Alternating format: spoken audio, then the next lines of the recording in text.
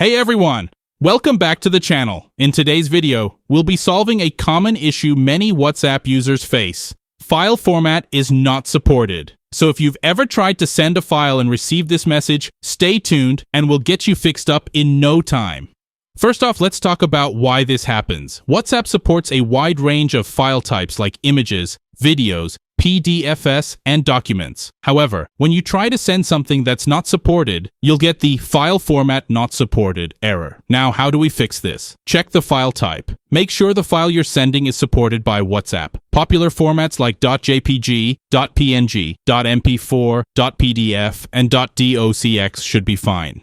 If it's a rare, zip, or a less common format, WhatsApp won't be able to process it. Convert the file. If the file type is not supported, you can easily convert it. There are tons of online tools and apps that will help you convert files to formats that WhatsApp can handle. For example, if you're trying to send a .doc file, converting it to a .pdf will work. Check the file size. WhatsApp has a file size limit.